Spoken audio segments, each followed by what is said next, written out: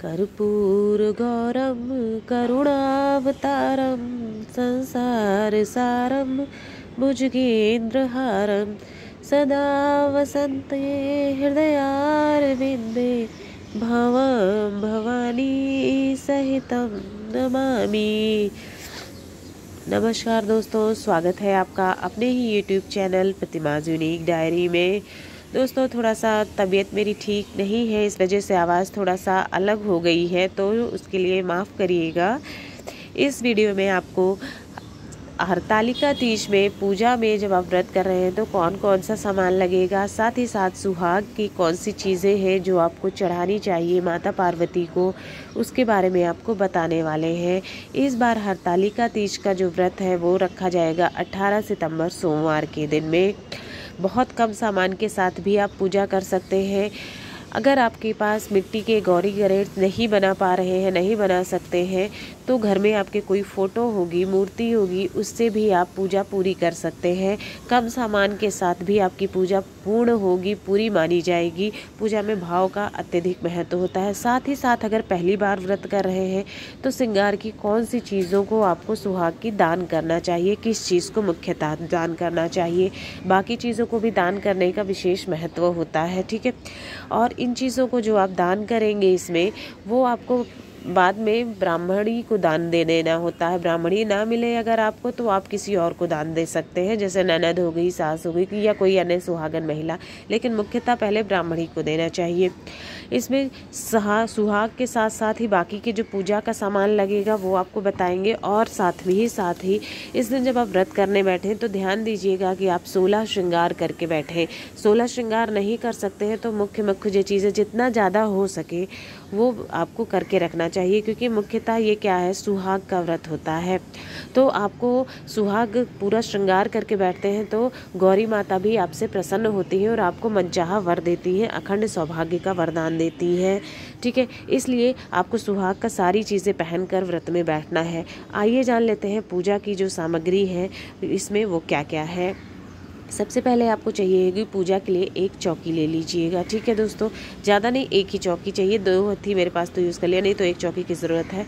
उस पर लाल या पीला कपड़ा जो भी आपके पास है वो कपड़ा आपको रखना है उस पर बिछाने के लिए। साथ ही शंकर भगवान के परिवार की एक फ़ोटो चाहिए जिसमें गौरी माता हो, गणेश भगवान हो, सभी होने चाहिए, क्योंकि अकेले गौरी माता की पूजा नहीं की जाती है, साथ में शंकर भगवान और गणेश भगवान की पूजा करने का भी विधान है, तो इसका आपको ध्यान रखना है। ठीक है, अब एक चुनरी ले लीजिएगा जो आप फोटो के ऊपर चढ़ाएंगे, गौरी माता को अर्पित करेंगे। उसके बाद पूजा की जो सामग्री होती है आपको मुख्य तौर पर वो है कलावा, मौली ले लीजिएगा, घी, गंगा जल और दिया जलाने के लिए एक दीपक ले लीजिएगा, अक्षत, चावल, काले तिल जो होते हैं, पीला चंदन, रोली और धूप बत्ती जो होनी चाहिए। साथ ही साथ आपको बाती चाहिए और जनेऊ चाहिए, सिंदूर ज़रूर रख लीजिएगा। ठीक है, अगर आपके यहाँ गौरी गणेश की पूजा होती है तो जो मिट्टी के सुपारी के गणेश जी होते हैं वो भी आप रख लीजिएगा। ठीक है, अगर आपके यहाँ होती होगी तो रख लिया। उसके बाद फूल सामग्री ले लीजिएगा, एक फूलों की माला ले लीजिएगा, साथ ही साथ थोड़े से बेल पत्र ले लीजिएगा और दूर्वा गणेश भगवान को चढ़ाने के लिए, साथ ही पान के पत्ते ले लीजिएगा। ठीक है, फूल सामग्री हो गई और आम के पल्लव यानी आम की पत्तियाँ भी आपको चाहिए होगी कलश के लिए।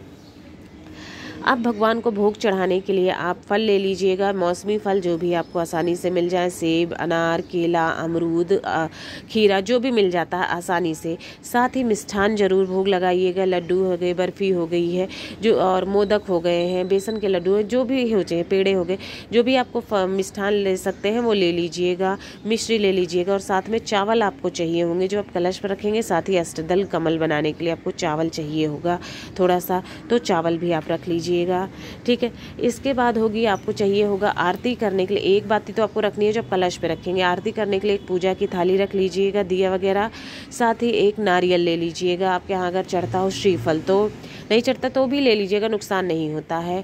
कलश स्थापना के लिए एक आपको लोटा चाहिए होगा, चाहे आप चाहें तो उसको ले सकते स्टील का या फिर पीतल का।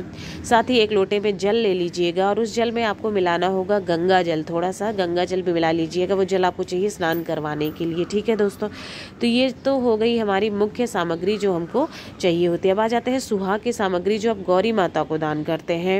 उसमें आप ले लीजिएगा साड़ी। अगर आप पहली बार व्रत कर रही हैं तो आपको साड़ी जरूर रखनी चाहिए। ठीक है, अगर अन्य बार रख रही हैं तो आपकी इच्छा है, अगर सामर्थ्य है तो करिए, नहीं है तो नहीं करिए।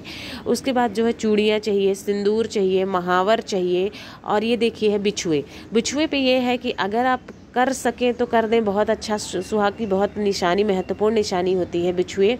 दान कर सके, आपकी सामर्थ्य है तो ही लीजिएगा, ऐसा ज़रूरी नहीं है, कंपलसरी नहीं है कि आपको लेना ही लेना है। बाकी चीज़ें जो मुख्य होती हैं जैसे बिंदी हो गई है, चूड़ी हो गई है, महावर हो गया, सिंदूर हो गया है, ये चीज़ें आपको ज़रूर लेनी चाहिए। मेहंदी है, इतनी चीज़ों को तो ज़रूर चढ़ाना चाहिए। उसके अलावा आपकी श्रद्धा है, कंघा है, शीशा है, और साथ ही साथ है नेल पेंट है, लिपस्टिक है, मेकअप के पाउडर है, तेल है, ये सब सामान जो आप दे सके, अगर आपकी श्रद्धा है तो दे दें। ये सब चीज़ क्या है, दान करेंगे वो चीज़ें आपको वापस ही लौट के आती हैं। आपको सुहाग में गौरी माता वृद्धि करती हैं। सुहाग का दान बहुत शुभ होता है, इसलिए सुहाग की चीज़ों को दान करें। ठीक है, तो दोस्तों हमें इतना सामान जो है मुख्य तौर पर, बहुत ही कम सामान है, मुख्य तौर पर हमको लगने वाले, ज़्यादातर चीज़ें आपके घर में रहेंगी। सुहाग की सामग्री हो सकता है थोड़ा बहुत खरीदनी पड़े आपको, बाकी चीज़ें आपको घर पे आसानी से मिल जाएगी। ये सामान की आपको हरतालिका तीज में पूजा में ज़रूरत लगने वाली है। और दोस्तों इसमें आप जो दान करते हैं वो अगले दिन पारण वाले दिन आपको करना होता है। यहाँ पर तो आज गौरी माता को आपने चढ़ा दिया, फिर जो चीज़ें दान करेंगे ब्राह्मण या और ब्राह्मणी को, वो अगले दिन पारण जब आप करेंगे तो दान करके ही व्रत का आपको अगले दिन पारण करना चाहिए। ठीक है दोस्तों, अभी ये क्या है, आपको बहुत सारे लोग जो है उसी दिन शाम को पारण कर लेते हैं, लेकिन व्रत अगले दिन, और ये व्रत निर्जला रखा जाता है। तो दोस्तों ये है पूजा की संपूर्ण सामग्री, क्या दान करना चाहिए, क्या चढ़ाना चाहिए। अगर आपको जानकारी पसंद आई हो, वीडियो पसंद आई हो, तो चैनल को लाइक, शेयर और सब्सक्राइब ज़रूर करें। आप सभी को हरतालिका तीज की बहुत बहुत शुभकामनाएं।